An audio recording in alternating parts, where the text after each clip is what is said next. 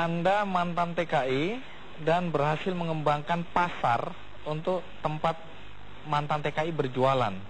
Itu di daerah mana? Labuan Ratu, Kecamatan Labuan Ratu, Lampung Timur. Apa yang Anda lakukan di sana? Ya, selain saya berusaha berdagang di situ juga, historisnya bahwa tahun 2000 saya setelah bekerja di salah satu perusahaan pilot, saya coba permisi sama istri saya mau keluar negeri nih, saya bilang kan gitu. Salah satu negara yang di lingkungan saya belum pernah ada keluar negeri ke Korea. Meskipun ke Korea waktu itu sih gajinya kecil ya dibanding Taiwan. Tapi kenapa Anda milih ke Korea? Saya tertarik pertama kedisiplinan ya. Saya lihat ada beberapa teman yang sudah berangkat waktu itu dengan latihan semi militer. Nah, saya pikir ini bagus nih. Saya pikir untuk pembentukan diri, pembentukan mental dan sebagainya. Saya coba permisi sama istri saya. Saya ngomong gimana nih kalau saya pergi ke luar negeri untuk ya merubah taraf hidup lah paling tidak kan. Apa kata istri?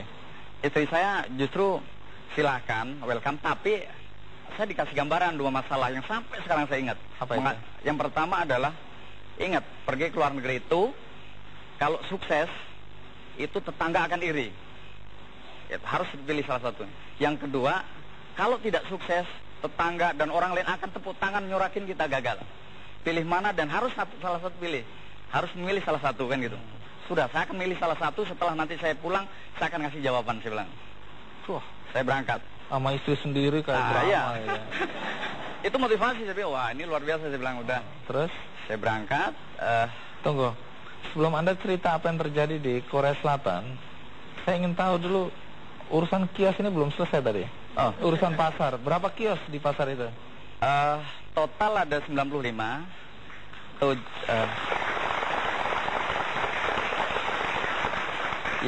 Yang sudah terisi 70. Ya, mayoritas adalah mantan TKI dan keluarga TKI. Berdagang di situ. Berdagang ya? Plus 24 pasar pagi. Alhamdulillah pasar pagi penuh. Nah, sebelum kita lanjutkan kisah Anda di Korea Selatan dan bagaimana visi Anda menghadapi masa depan, ada baiknya kita ikuti dulu liputan berikut ini. Pergi menjadi TKI itu harus punya target.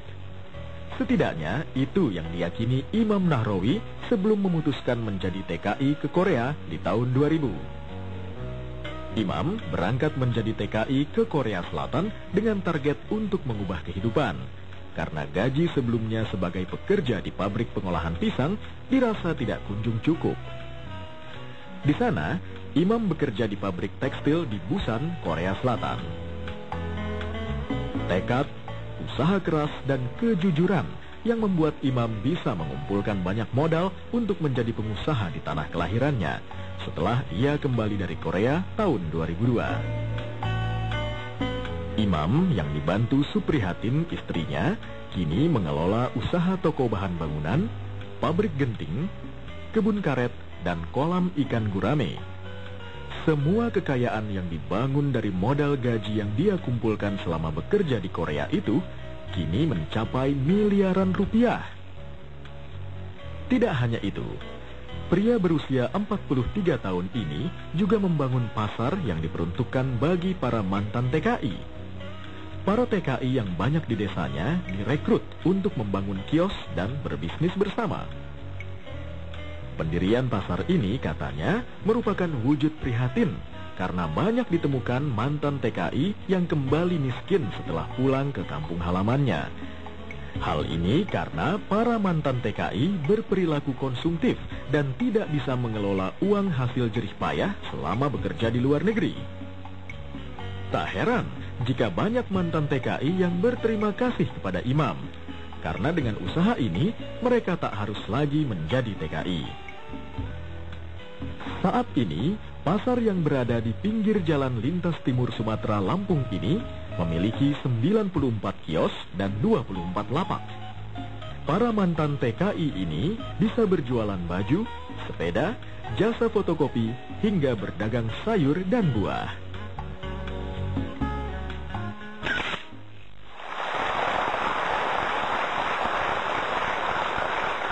Kalau kita bicara waktu menjadi TKI di Korea Selatan, apa yang Anda kerjakan di sana?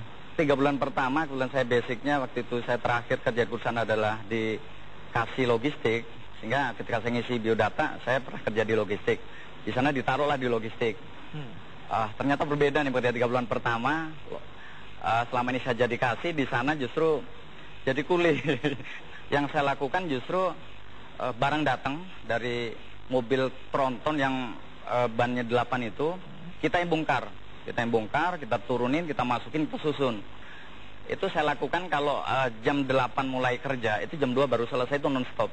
3 bulan saya lakukan seperti itu.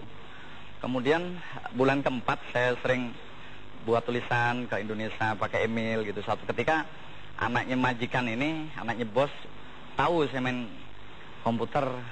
Kamu bisa komputer? Saya bilang bisa lah, saya bilang kan gitu. Bulan keempat saya diajak dikasih tahu ke manajer bahwa coba kamu tes lah, kan besok hari Senin di kantor. Saya pikir tes komputer ini gimana nih, saya bilang. Gatunya kita suruh pegang mouse, ditunjukin ini ada sekian gram warna biang cat kuning, hijau, sekian gram gitu. Kemudian ada sekian mililiter air. Kita aplikasi, tinggal ngeklik aja. Jadi tesnya cuma gitu aja. Gampang sekali. Udah. Menghina berarti dia ini. Dianggap apaan kita ini. Jadi bulan keempat sampai habis kontrak, alhamdulillah saya ditarik di staff. Berapa lama Anda bekerja di sana? 30 bulan kalau salah. 30 bulan. Selama 30 bulan tuh berapa banyak uang yang Anda bawa pulang? Saya ngirim tahun pertama, kalau tabungan ya saya kirim tiap bulan ya. Jadi tahun pertama saya kirim 50 juta. Istri saya bilang untuk usaha lah, ya udah terserah saya bilang. Terus kemudian tahun berikutnya berapa yang Anda bawa? Setiap bulan saya nggak bawa pulang. Jadi ya udah dengan modal segitu nanti tiap bulan saya kirim dah 5 juta. Pernah suatu ketika kondisi perusahaan turun kan, musim dingin, perusahaan produksi menurun. Saya gajian hanya nggak nyampe 5 juta. Tapi saya tetap ngirim 5 juta meskipun saya pinjam dari teman. Saya tidak mau, wah istri saya mikir nih di rumah nih, kok biasanya ngirim 5 juta, ngirimnya segini. Jadi saya berpikiran dulu lah, udah saya pinjam teman dulu. Tapi saya tidak pernah cerita sama istri kalau saya pinjam uang sama teman. Yang penting saya ngirim 5 juta sudah. Jangan sampai istri sudah saya tinggal terbebani. Saya aja terharu dengerin, apalagi istri Anda ya.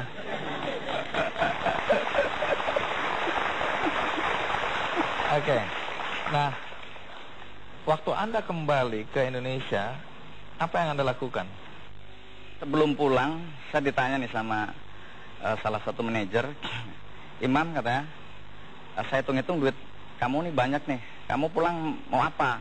Ya dengan bahasa kelakar saya jawab, saya mau jadi bos lah, saya bilang gitu. Saya dimarahin, jangan, kalau bahasa Koreanya, bos Anteo katanya. Bos Anteo? Jadi bos jangan, dia bilang. Oke. Jadi bos. Kamu harus kerja, gitu. Jadi kamu harus kerja keras, karena orang sukses itu orang yang kerja keras, dia bilang gitu. Jadi kalau kamu sukses harus kerja keras, dia bilang gitu. Itu yang sampai sekarang saya ingat betul. Sehingga ketika saya pulang, saya dikasih kesempatan alhamdulillah sama istri saya baik hati. 1 bulan saya istirahat di rumah, saya masih punya sisa. Saya bawa pulang itu 70 juta. Saya ngomong sama istri, ini gimana kalau saya belikan mobil truk aja. Kemudian istri Anda yang mana sih, kok dari tadi muji-muji istri? Coba yang merasa istrinya boleh berdiri. Baik. Terus? Kemudian saya beli mobil truk. Oke lah, saya bilang saya bawa sendiri sampai ngurusi di toko. Kalau saya beli itu saya bisa beli mobil lagi satu untuk bantu di toko. Sekarang boleh tahu nggak berapa besar aset yang Anda miliki sekarang? Terakhir 2008 akhir ya, itu kurang lebih 2,1 dari hitung-hitungan teman media yang 2,1 apa? Miliar. Jadi Anda memang akhirnya jadi bos juga ya. Tapi tetap masih kerja keras. Insya Allah. Baik, terima kasih Mas Imam. Sukses selalu buat Anda ya. Amin, amin.